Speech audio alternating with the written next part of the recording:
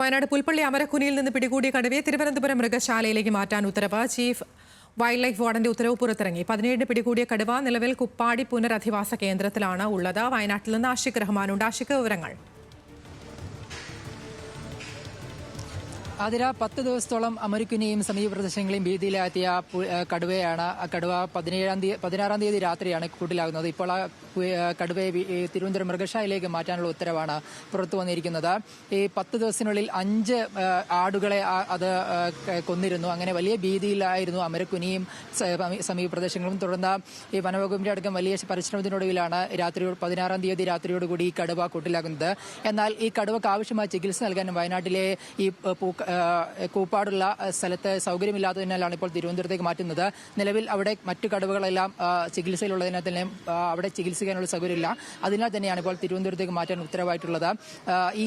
ഈ ആൺകടുത്ത അമരക്കുനിയിൽ പിടികൂടിയ കടുവയ്ക്ക് കൂടാതെ മറ്റൊരു 8 വയസ്സുള്ള പെൺകടുവയാണ് ഈ അമരക്കുനിയിൽ പിടികൂടിയത്. അതിനിടെയായി മറ്റൊരു ആൺകടുവയെ കൂടി നൽകുമെന്നും ഈ ഉത്തരവിൽ പറയുന്നുണ്ട്. എന്തായാലും വയനാട്ടിലെ അമരക്കുനിയെ വലിയ ഭീതിയിലാക്കിയ കടുവയായിരുന്നു. ശേഷം കൂടുവെച്ച് പിടികൂടി ഇപ്പോൾ അതിനെ തിരുവനന്തപുരത്തേക്ക് മാറ്റാനുള്ള ഉത്തരവ് chief wildlife warden Pramod G Krishnan പുറത്തിറക്കിയിരിക്കുന്നു. ആതിര. ശരി, ആഷിഖ് റഹ്മാനാണ് വിശദാംശങ്ങൾ നൽകിയത് വയനാട്ടിൽ നിന്ന്.